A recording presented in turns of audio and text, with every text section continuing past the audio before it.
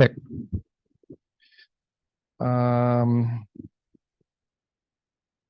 Check. I am not positive it's working. Well, we try. If it doesn't work, it doesn't work. So today I'm going to start with a kind of a overview and summary of several things. And then we will go into your parts. So I'm starting with the light on because I wanted to point to the whiteboard and I want to see if the whiteboard is going to work correctly.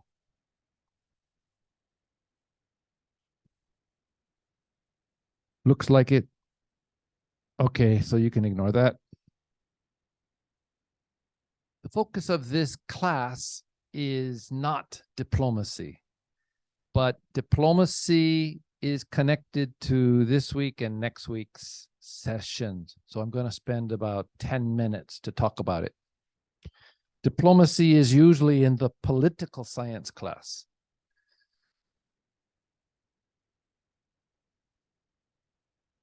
Korean language, that's wegyo, okay, diplomacy. I lecture this in one of my other classes, not in graduate school, but just very briefly today. When we talk about diplomacy, people usually think what's nowadays called traditional diplomacy. That is at the government-to-government level, the state-to-state level. Korea and United States exchange ambassadors. They have embassies. They send each other gifts. One country may be poorer than the other, and a country may support them economically. You may support them with treaties or even go to war for them. That's typically called state-to-state. We can also have one state to a multi-state, such as APEC or ASEAN or any type of multi-country organization. That's traditional diplomacy, and I'm not going to talk about that more. What's more relevant for us is what is often called public diplomacy, and that's relatively new, something that wasn't talked about much until about maybe 30, 35 years ago. Moving to this section for just a moment. When we talk about cultural policy, cultural diplomacy, these things feed each other. What you do under the name of cultural diplomacy is affected by cultural policy. Your cultural policy may impact your cultural diplomacy, and that impact at the international level could be a direct impact, that is, you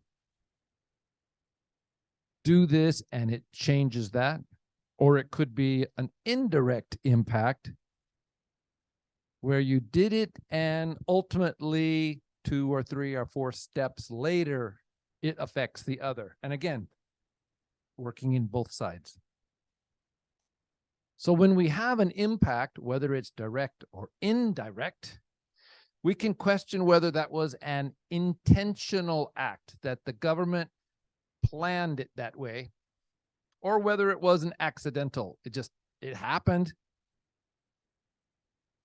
If it is an intentional act, was that the primary aim, the primary target, or was it something that just came along for the ride? So that's a real quick summary of culture policy and culture diplomacy.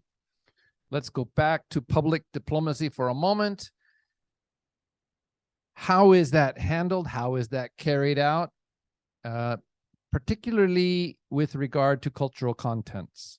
However we define cultural contents, that's a separate issue. What Korea has become particularly well known for recently are citizen diplomats. That is something that is outside of the formal diplomatic service. Something that's a little gray area are these kind of volunteer diplomats, the people who go to another country and they kind of, sort of, but not officially are doing things for the government. But citizen diplomats include basically everybody who has a country's passport and goes to another country, because those people form an impression. So, example, 30 years ago, when I was visiting Singapore a lot, early 90s, Japanese were known for being very polite, very quiet, and good tippers. I knew various people who worked in the service industry, and the Japanese tipped very well. Why? Well, in the early 90s, Japan was still economically doing quite well. And because Japan is not a tipping culture, the Japanese were somehow told, somehow in their culture, that when you go overseas to a tipping culture, you should tip well. So they would often give a tip at the 20 or 25% level. Or like, well, we don't really know how much this money is worth, so boom, here's a lot. So Japanese were good tippers. They were quiet. They were polite. Japanese had a very good impression in a place like Singapore. Koreans, on the other hand, when they traveled overseas, were typically very noisy, very loud, often demanding, which is kind of compared Japan and Korea. Korea is known for being more forceful. Japan's famous for being more, polite. But also, Korea, not coming from a tip culture, they didn't get this message about tipping. And so they usually tipped very poorly. So people who worked in the service industry had very high impressions of Japan and very poor impressions of Korea. That's kind of that citizen diplomat, everybody who carries your passport becomes perceived as representative of the home country. Another aspect of public diplomacy is what we could call nation branding. Another version of that is soft power, and some of our readings today talk about soft power. A few of them also talk a little bit about nation branding. Nation branding is often led by government, but it usually includes a lot of private sector. Personal aspect. Once in my life, I had a Japanese girlfriend, and I was joking with her, and I said, "Wow, you have a good body." And she said, "Of course, made in Japan." And in those days, in the late 80s, Japan was known for making good cars, good electronics. Everything was top quality.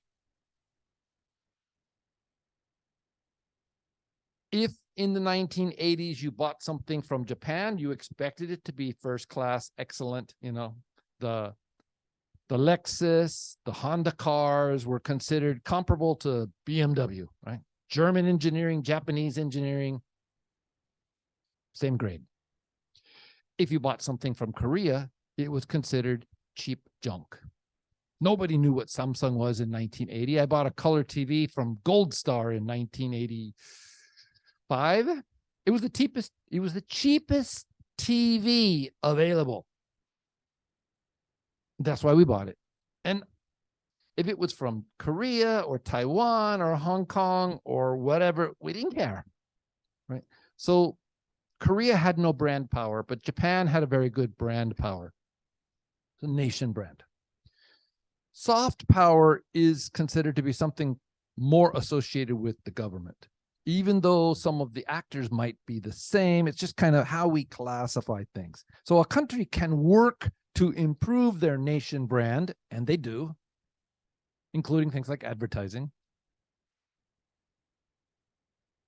Soft power sounds more like how a country can convince others to do things without resorting to money. Oh, we'll give you $500 million in aid if you will do this for us. China's doing doing a lot of this kind of financial aid nowadays in South Asia, Southeast Asia, East Africa. We'll give you money if you do this. So money is often included under the hard power along with military. So if you're not giving them cash or threatening them militarily, anything else you do to make a country want to follow you or do like you would be considered soft power. And there's more readings and things that talk about that. Nye invented the term in the late 80s. It got more popular in the mid 90s. Anyway, that is a kind of public diplomacy. A third type of public diplomacy, somewhat related to these two, is what companies do overseas. So for example, when Samsung opens a factory in Vietnam, do they get the reputation of being a good employer? They pay well, the working conditions are good, the side benefits are good. Well, if they do, then that helps improve the reputation of Korea. In the same way, people buy a Samsung air conditioner because it's just as good as a Panasonic, which is often called national in some countries. So people get a good impression of the country because the product is good or the service after sales is good. So these are kind of corporate activities which are, it is related to nation branding and soft power, but it's a little more autonomous, let's say. It's a little bit less focused on improving the brand of the country. It's really improving the brand of the company, but it trickles down. This kind of indirect secondary impact would be that it improves the nation's reputation. The fourth kind of public diplomacy, or at least the fourth that I would talk about today, is how NGOs or government agencies are working abroad. Now, when I say government agency, I mean something that's a little bit more independent from the central government. Even though the central government may make some decisions, like KOICA, which is the Korean overseas, I don't remember. But anyway, they send volunteers overseas. Koreans will go to another country to be provide medical services, help set up hospitals. Then that would be a government agency. In the same way, church groups or Korea Red Cross or whatever else may go to other countries and do things. And that's all part of improving the general reputation of this country outside of this country. So notice none of these four are specific to culture. Any of them could include culture. This university sends students overseas every winter and I think every summer. It kind of got delayed a bit during the COVID time, but students go to Vietnam, Philippines, a few other places, and they do things like help finish building a school. So somebody, and I don't know who, builds the outline of a school, right? They put up the brick walls or whatever. And then our students go there and do things like painting and final improvements. And while they're there, while they are there, they will do dance shows and cultural sharing and you know, visit sick people in the hospital or whatever. And that's this university acting something like an NGO. So that's all part of this public diplomacy to improve the image of Korea overseas. That's enough of that. That was the thing I wanted to introduce, and I did it in 9 minutes. Okay, good. We can now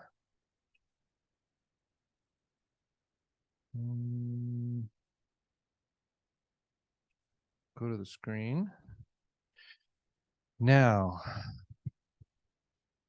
I don't know how to do this in this system.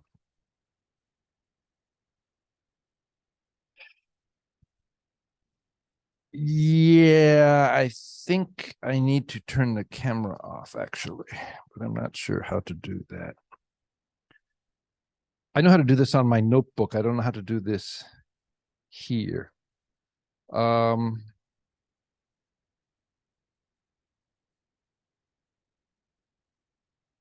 the advantage of doing something live is that you can get feedback and people can tell you what they see. But I think this is what I want. Okay, so I wanted to take about 12 or 14 minutes to go through part of the PowerPoint that I uploaded. I uploaded an updated version a couple weeks ago in the notice board. The updated version has a bunch of pages that the earlier version did not, basically finishing the semester. But I'm going to start where part of the old one still was.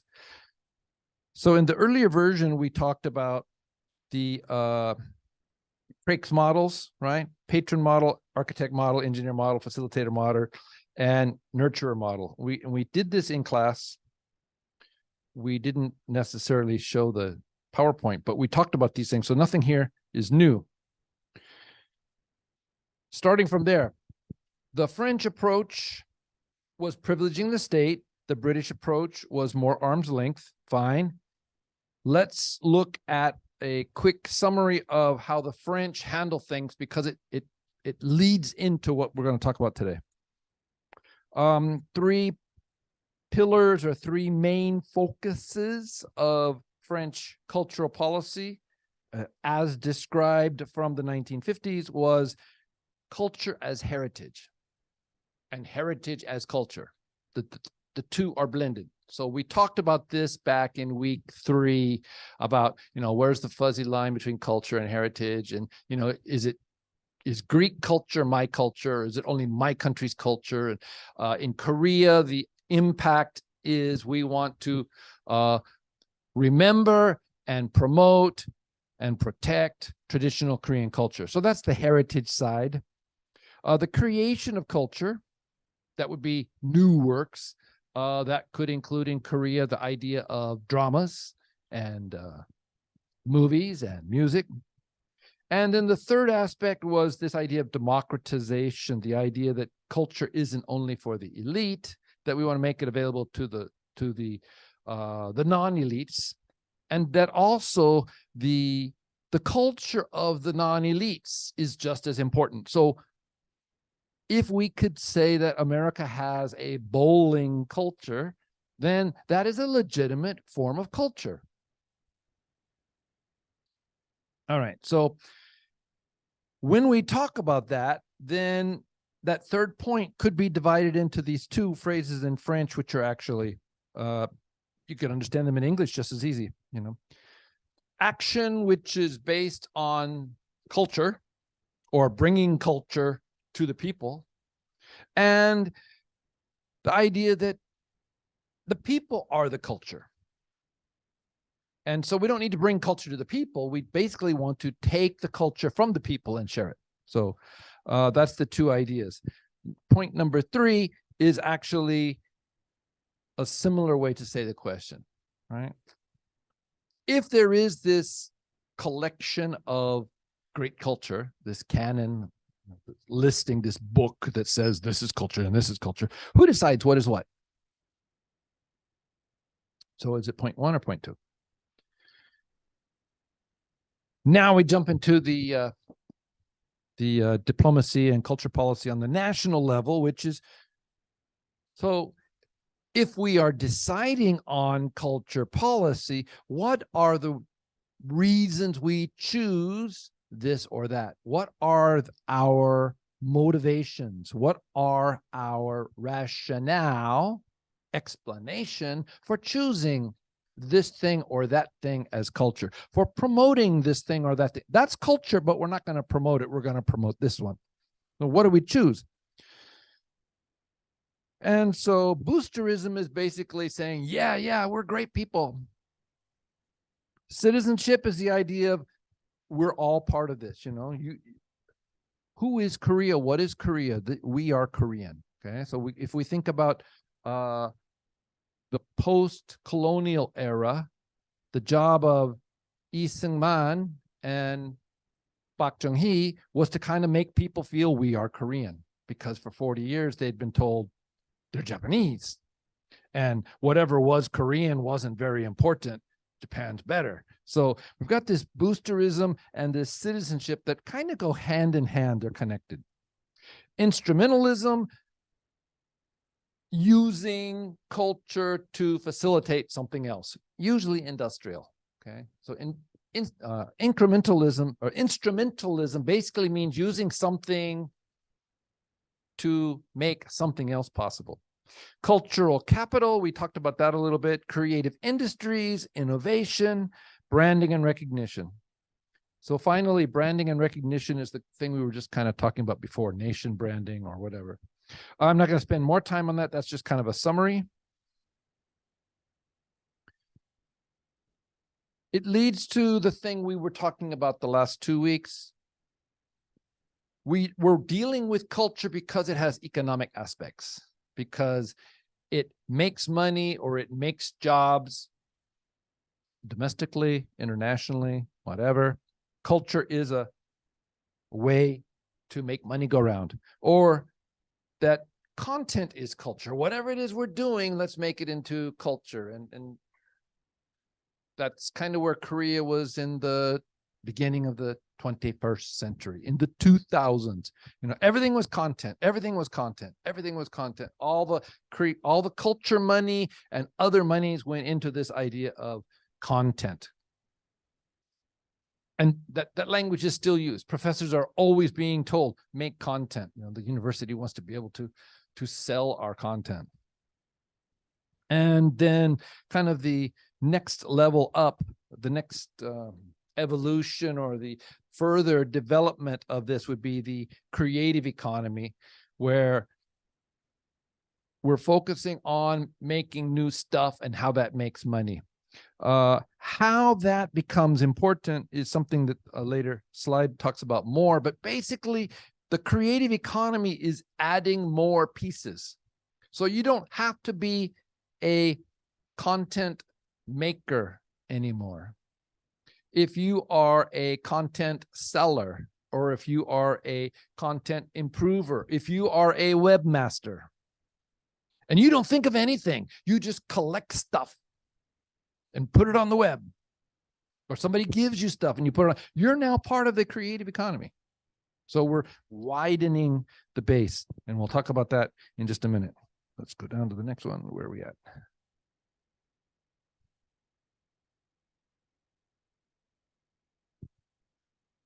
So when we talk about culture economy, there are 4 models. And again, this is something we kind of talked about earlier, but not so specifically. The idea that the arts have no easily defined economic value. Therefore, we need to support them. That, you know, a traditional dance is never going to make enough money to pay for itself. We're never going to be able to pay for the stage and the actors, but it is itself important, and so we should give governmental money to support it. That's welfare. The competitive model is that cultural industries are just like any other industry. Companies go bankrupt.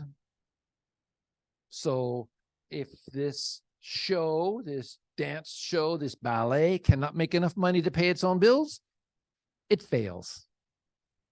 Competition, survival of the strongest. Number 3, the growth models is that these creative economies, these creative programs or cultural programs, they contribute to the economy in a wider way. It's not just whether or not we can sell tickets to this ballet show. Look at all the things that are related. When this ballet show is produced, they have to buy X, they have to buy Y, they employ Z. People who aren't dancers, the people who are hired to paint the background, the paint company that sells that, you know, those paints, all of the wider network of things that are involved in the economy of putting on a show. And so even if the cultural product fails, we may make money. This is very controversial in the US, where we see major events produced, the Super Bowl, you know, FIFA World Cup comes to a country, Korea did the World Cup in 2002. So much money is spent to build stadiums and to put on these productions. You never sell enough tickets for all of that. You never sell enough tickets. But if you think about how that event trickles out, causes people to come to stay in hotels, to buy restaurant meals, and people see it on TV, and 3 years later they visit because they had a good impression from the TV show, that all of these external and further extended aspects of putting on the show are growing our economy. And so the cultural activity or event by itself may not be important, and the direct people that it hires and the money spent directly around it may not be important. So for example, there'll be a bowl game in San Diego, and they usually talk about how it costs the city $6 million to put it on. But they say, well, our analysis says that people visiting our city will contribute $22 million to the local economy. It's all fuzzy numbers. Who knows? But that's how the government can justify putting on the event, beyond simply saying, oh, it makes us look good. Right? It's part of our public diplomacy as a city, getting people to come visit our city, right? It's more than that. It's actually a driver of the economy, not only this year, but in years to come, because people saw it on TV. Finally, number 4 in the 4 models is kind of an innovation model that, beyond the economic aspects, having this cultural activity can create other things. It's kind of like the argument for humanities. Why do you study philosophy? Why do you study German language if you're never going to Germany? It's because being engaged in this causes your brain to get other ideas. It makes you a critical thinker. It makes you a creative thinker. It enables you to have ideas that you otherwise would never have. And therefore, that's important. And therefore, that's good. So the economy going beyond the direct impact of today, where it's, of course, losing money and government has to support it. Okay, we come to the question of whether we should be looking at consumption versus provision. Well, consumption means that I take it in, right? It's the user orientation. I take it in. I go to the show, I see the show. Provision is the other side, saying, you know, I build a show, I make a show, I show the show. Well, that becomes important when we look at why are we paying for culture? Okay. The things that need the most government support are the things that receive the least income. That makes sense, right? If we lose money, we need money from government. Well, in a more general perspective, you could say more people are interested in something, wider part of society, a wider impact, needs less government support. It's only, you know, the ballet is only for that 2% of society, the elite, and yet they get the most of our culture money. Why is that? Go to the museum to see statues. How many people care? Elementary school kids have to go there. Their school goes on a trip. And then people never go there again. Often. I mean, the percentage of society. So we're looking at who wants it, who's willing to take it, versus this sense of government should provide it. Someday you might want it, so we should provide it. Our government's focusing on provision. We need it to be there because A, it's what government does, or B, because it makes that mayor look good. We opened a new museum, right? And there's some data here from the Craik article, which you could have read previously. What do people prefer? Cinema. That means to watch movies. Is that culture? Well, Korea certainly thinks it is now, right? You want to go get the high-ranking awards like Palme d'Or, or, in Hollywood, what is it? Right? That's cinema. Go to the museum, and not so good. I'd rather go see fish, right? I'd rather go to the zoo. So that's the idea of the city is producing things that maybe people don't really want to see. Okay, what are the cultural industries? Focus here is the medium. Okay, so the medium could be on the stage. The medium could be in a video, could be online, could be a book. Nowadays, we're talking more and more about the metaverse as a medium. Now, I'm not a fan of metaverse. I don't think it exists yet. But it could exist someday. I've never said, no to metaverse kind of thing. I'm just saying that's not what we have right now. We're way ahead of the game. It's just like when you look at cell phones, what people are calling 5G is not what the original scientific definition of 5G is. We're actually in 4G, calling it 5G, because 4G was actually kind of a 3G plus. So we're not providing the level of service that the original definition was. Now, maybe that's not important because those are a bunch of, professors sitting in laboratories. But metaverse right now is nothing new compared to what we could do 20 years ago.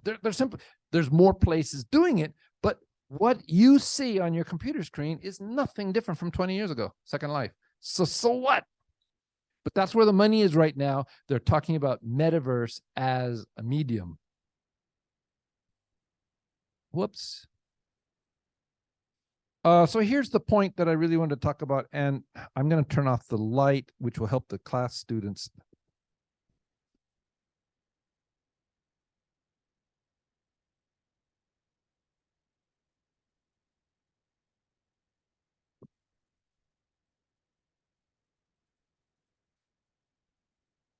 What are we talking about when we talk about culture? Well, if we go to the inside circle, it says core cultural expression. This is our original definition of culture. It includes both the highbrow and the lowbrow. So it includes bowling, okay? To the extent that bowling is creative. This actually might be arguable, but the original definition of culture should include bowling, should include children making finger paintings. As it starts to stretch out, as we talked about before, other core creative industries, let's talk about making cartoons, manhwa, okay? Comic books.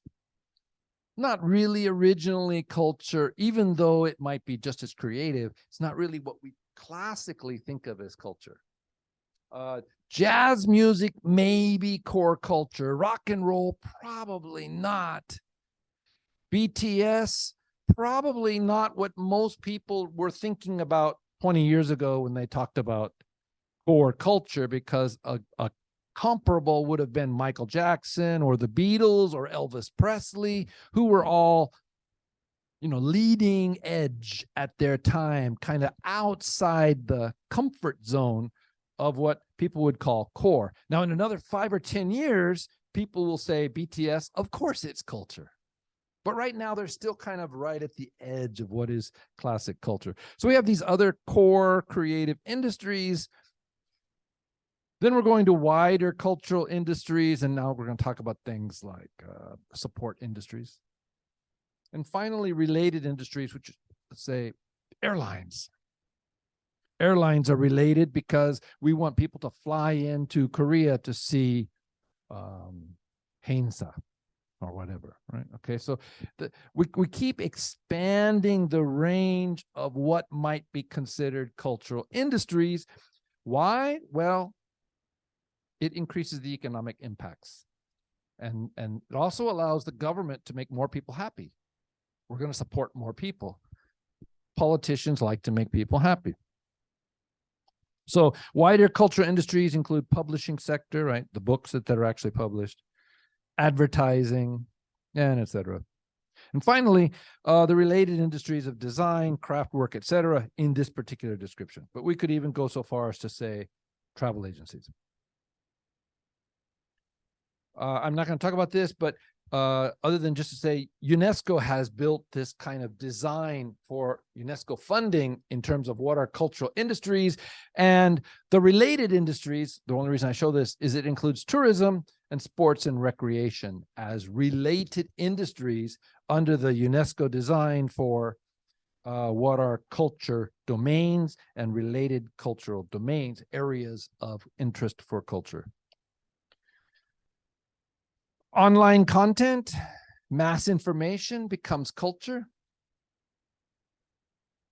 The New York Times is culture. New York Times talks about culture. The people who read the New York Times, we could call that a kind of a community, a cultural community, but the New York Times itself as culture, anything you put up in your blog becomes culture. Not sure, but mass information industries as culture. Well, is it creative? But it's content. It's clearly content. And if we're going to say digital content is our focus, we're using digital content as the biggest circle and culture going inside it. Well, then we're making more people happy. We're extending the base of our culture policies. So it's suggesting that these online content providers are included in the core of this culture and content industry. I'm even going to question whether it's only online. If we talk about the company that makes the banner that every big event you go to, there are banners, welcome to the 3rd annual, The people who make print the programs, or the designer who does the pretty page layout for the designer and the poster, the books, the manuals, everything that comes out, maybe that's included too. So it seems like the circle of inclusion is getting bigger and bigger and bigger and bigger. All right. Very quickly, because I'm not too much time here. Come on. So the creative industries has reached beyond the artist and has gone into the management. We could even say it goes into the financing. If you saw a movie that was made in 1940s, there would be one producer, one name. There would be one logo in the front, Universal Studios, James Mills, producer, David Douglas, director, and the leading actors. And nowadays, when you go to the movie, you will find that it was produced by 3, 4, 5, executive producer, co-producer, associate professor, also associate producer, also producing, and then the film studio, the marketing studio, everybody's getting in. All of those people are managers. They're all now in the creative industry. Well, they put their money in, they took their chance. Maybe that's fair. Creative industries include things that have high symbolic value. Fashion, earrings with 2 C's. What brand is that? I can't remember. I just saw a video this morning, and the famous actress was wearing 2 diamond studded CC and CC. Can't remember. Anyway, famous brand. No, I don't think so. 2 C's. CC. It doesn't matter. But this idea of, Yves Saint Laurent is that, YSL kind of, this kind of logo has become a cultural marker by itself.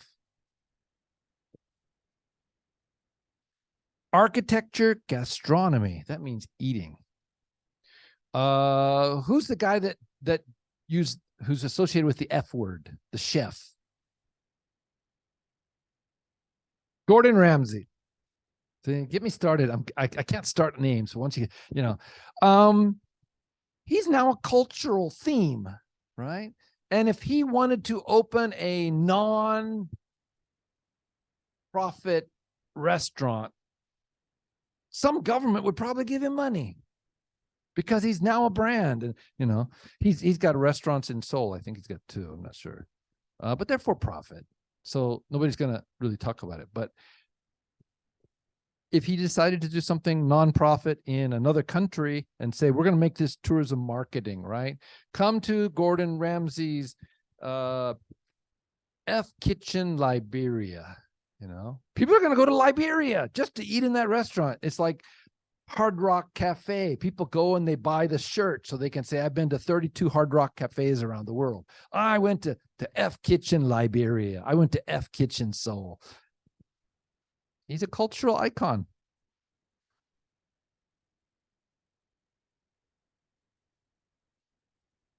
I'm going to skip this. I'm not going to talk about this today. We looked at this weeks ago very quickly. So when we go back to this citizens' participatory democracy, participatory practices in culture, etc., here's a link to something if you want to look at it sometime. The citizens are being involved in deciding what should be the culture policy and who should be delivering it. Okay, there was a video in the other class. I didn't use it here. Okay, my focus for next class is heritage, so I'm not going to do this today. Isn't it next class we do heritage? This mouse doesn't work with my left hand. I'm not sure why. Don't need that.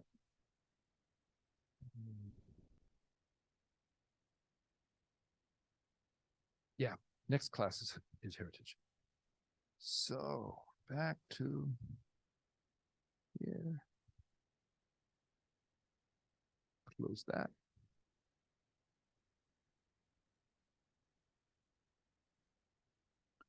Where am I at? All right, so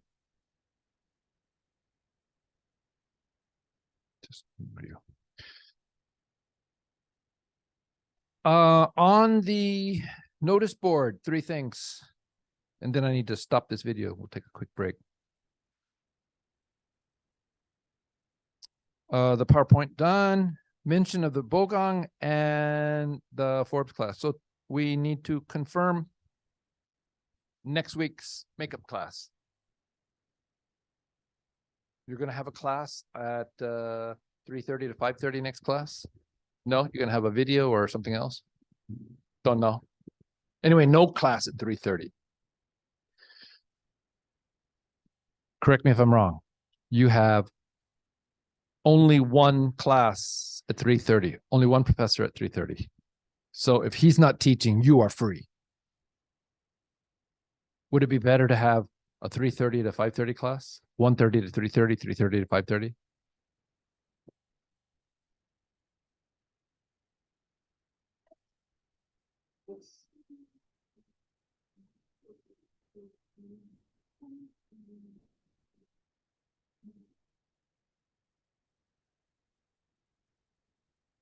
Did you? Yeah. You did that better than I would have, but I could have, but you did it better. All right. So unless things change and we have a cookout group with me, and maybe you have a cookout group or without me, I'm not quite sure, but if things change, we'll talk to each other, but otherwise we'll just plan to go 1:30 to 3:30 and take a break, and then 3:30 to finish up. Okay. That's the Bogong. So I saw this on the train yesterday, and I threw it up from my phone, but it wasn't formatted. So this morning I reformatted it. It's just basically another newspaper article about the creative industries in Korea, the K-wave and all that. And what it does, and I'm just going to ignore that and go straight to the article now. What it does is it makes a good connection between how Korea is being successful in the K-wave today and the things that made it possible, the things that happened 30 years ago, 25 years ago. Digital infrastructure. In 1996, 1997, cell phones didn't exist in Korea. They actually did in some countries. You could buy one in Korea, but they basically didn't work. There was almost no place that it worked. We had city phones where you had to be next to an antenna, like within 50 meters of an antenna, which was usually on a phone box.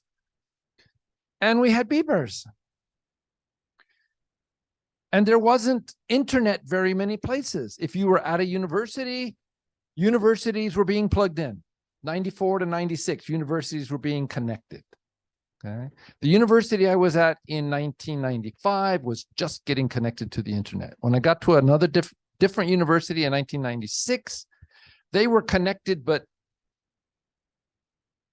not even 1/4 of professors had a computer in their office connected to the internet. Just, you know. But Korea worked really hard to put cable everywhere. That cable was for two reasons. One was for internet, one was for cable TV. Because with mountains, TV wasn't very good. In Miryang, where I lived, in 1996, there was only one TV channel and it wasn't very good. Because TV doesn't go over mountains. So the ability to transmit images, video, basically, is what gave Korea the impetus to move beyond basically 3 TV channels: KBS 1, KBS 2, MBC. Basically, that was it. In 1994, when I came, that was basically it. I think there was a Seoul Broadcasting channel, and it might have been also in Busan and Daegu, but it was nothing. And now we've got 75 channels in Korea, at least locally produced channels. That was cable. So this article summarizes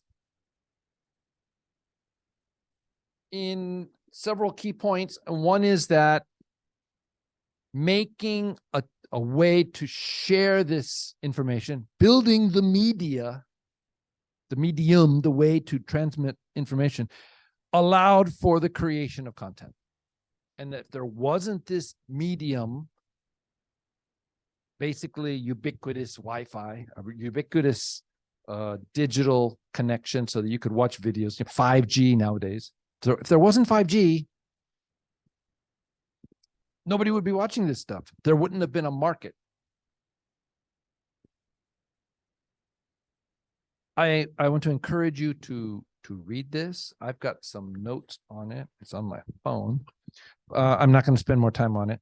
But essentially, it says that everything that's happening today is happening, first of all, because of the internet connectivity, and then the government providing support for the export of these products. Here's the argument. If people would buy a Korean smartphone, why not fill it with Korean content? Just an extension of this industrial policy. We're going to make video part of the policy. And we've got some readings that talk about this. So this article is just a nice kind of a summary, but it points to the idea that the internet was critical to that. Okay. So what I want to do now is take a 5-minute break. Do you guys have a PowerPoint or something you want to show?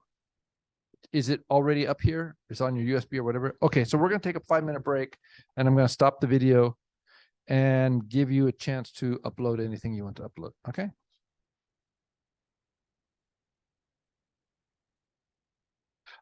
The easiest thing to do is to put it in the 자유 게시판.